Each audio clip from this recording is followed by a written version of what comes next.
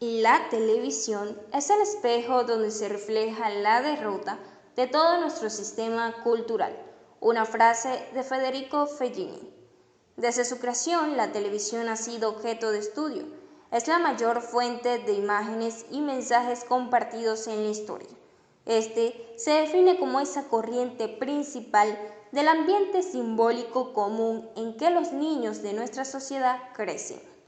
Sin embargo, nuevas formas de comunicación parecen surgir cada semana, pero el ritual masivo de la televisión continúa, aún así, con sus consecuencias. Lo que nos trae a colación un estudio realizado en los años 60, dirigido por el profesor George Herman. Este fue realizado en la Universidad de Pensilvania, el cual se denominó con el nombre Indicadores Culturales.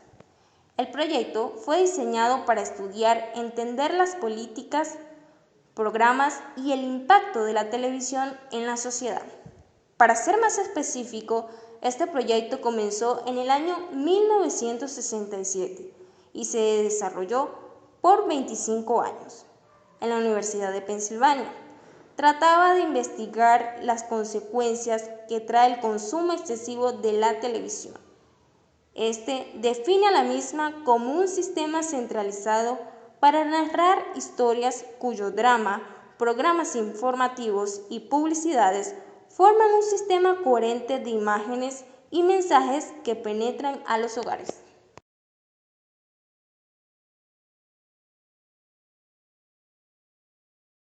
A raíz de este proyecto surge la denominada teoría del cultivo, cuyo propósito era ayudar a entender las consecuencias de crecer y vivir en un ambiente cultural dominado por la televisión.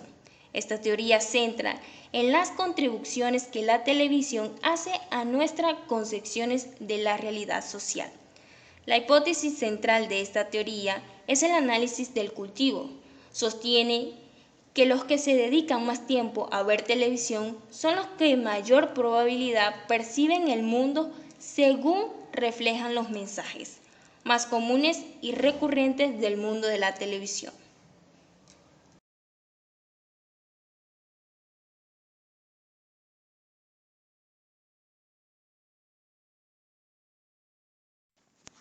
La investigación de Georg Herner realizó un estudio sistemático sobre la violencia de la televisión.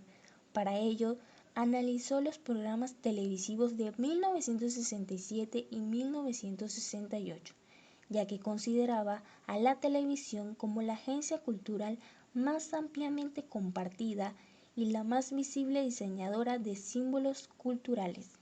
Al mismo tiempo creía que los patrones de los mensajes sistemáticos televisivos podían reflejar valores culturales presentes en la sociedad.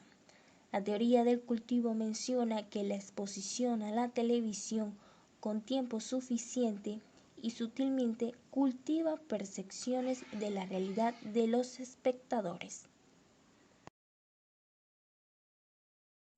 Los investigadores de este proyecto clasificaron los espectadores en tres. Blandos son aquellos que observan la televisión al menos 2 horas diarias. Medios son aquellos que observan la televisión entre 2 y 4 horas diarias. Y finalmente, duros, que observan la televisión más de 4 horas diarias.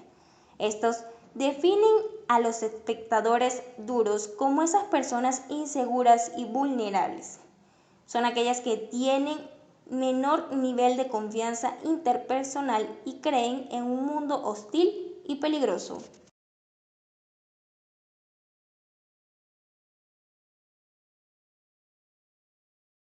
Este proyecto documentó las principales características de los contenidos en la sociedad y el modo en que éste afecta las creencias y valores de los televidentes. Los supuestos y las líneas de investigación fueron las siguientes. Número 1. La televisión es la fuente de imágenes y mensajes extensamente compartidos en la sociedad. Número 2. La asidua exposición de la televisión produce a largo plazo el cultivo de asunciones equivocadas de las características del mundo real. Y número 3. La televisión transmite mensajes uniformes que refuerzan los valores y creencias más convencionales, que cultivan una manera de comprender la realidad. Las líneas de investigación fueron las siguientes. Análisis institucional, que buscaba indagar sobre la producción y la distribución de los mensajes. Número 2. Análisis de los mensajes y qué modelo de la realidad dibuja la televisión. Número 3. Análisis del cultivo. Determinar el contenido televisivo y cómo influye en la percepción de las personas sobre el mundo.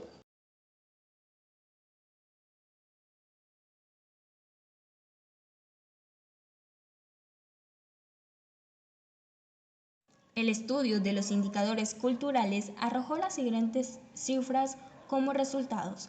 El 59,1% eran protagonistas masculinos de forma mayoritaria. El 51,8% pertenecían a edades comprendidas entre 35 y 64 años. Denominados por su raza, la raza blanca estaba en un 89,1%. Y de acuerdo a sus estudios superiores, el 47,3%. Profesiones liberales, un 29,1%, y el 25,5% pertenecía a clases sociales acomodadas, mientras que el 52,8% a clases sociales media alta. Finalmente, tenemos el resultado de que el 72,7% de las personas que eran utilizadas en el medio de comunicación televisivo o las que veían la televisión no estaban casados.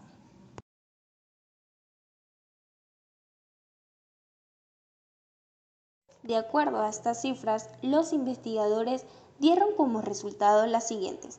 La televisión presenta una imagen cegada y distorsionada de la realidad. Por medio de patrones repetitivos, se identificó que por cada mujer utilizada en una producción televisiva, son utilizados 3 hombres. Segundo, tenemos que eran utilizadas más personas de la clase media que de la clase obrera. También tenemos que utilizaban al género femenino como un objeto de narración comercial y eran utilizadas para interpretar papeles en que la mayoría representaban en sus vivencias personales o románticas. De acuerdo a sus profesiones, los masculinos representaban médicos, abogados y contadores, diferenciándolos del género femenino que estaba basado en problemas éticos o problemas en el hogar, o simplemente eran denominados con la profesión ama de casa.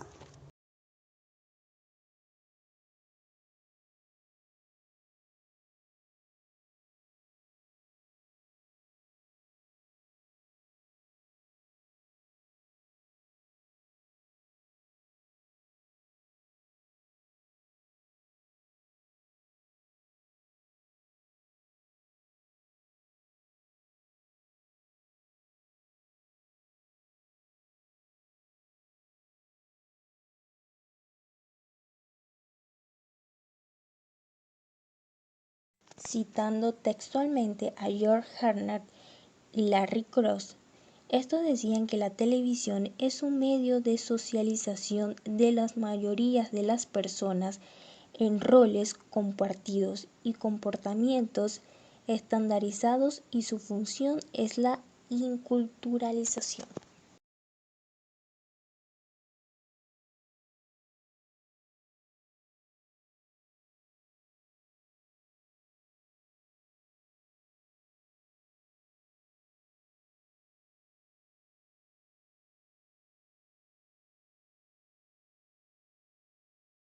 A este punto del análisis de la investigación o el estudio de indicadores culturales nos llega un interrogante tal cual como lo es ¿cuál es la realidad refractada por el medio de la televisión? Y es aquí donde los investigadores de este estudio la realizaron y plantearon de acuerdo a una clasificación. A. Definir la realidad en términos del mensaje.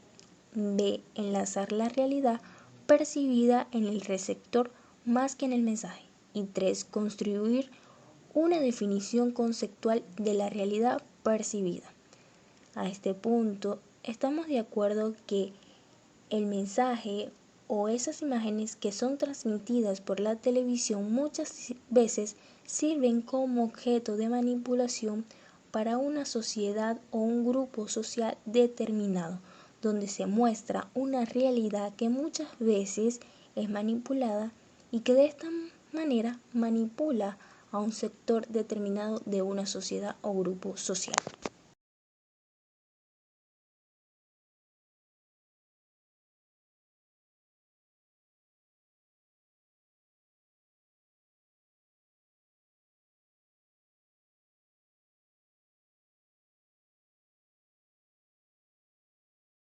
Entra un tema muy importante como lo es cuáles son esos estereotipos reforzados por la televisión.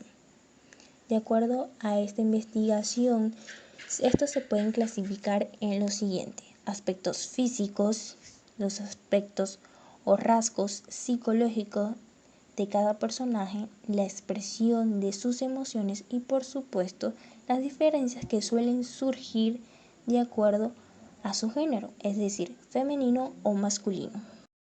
De acuerdo a esto podremos dar un ejemplo tal cual como lo es los programas informativos de deporte o narración deportiva, donde podemos observar a simple vista que prevalece una imagen masculina y no una figura femenina.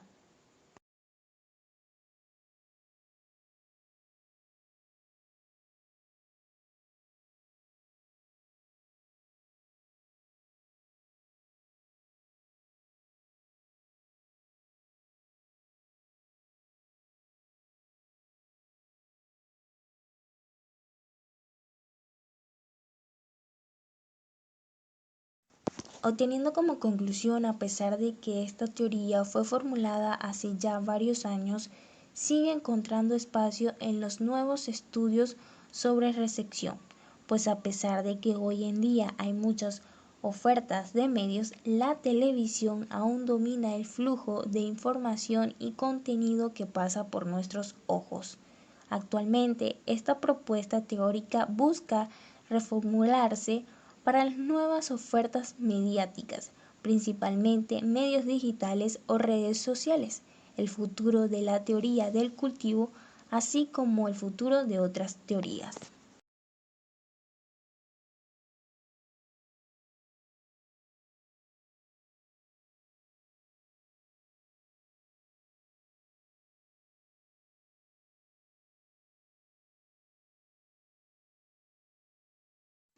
La realidad planteada por los medios de comunicación o la televisión no debería ser tomada como objeto de estudio totalitario, sino que es un fragmento de lo que se vive a diario en un país o en el mundo entero, recordando una frase célebre de Andy Warhol, la cual dice lo siguiente: la inspiración es la televisión.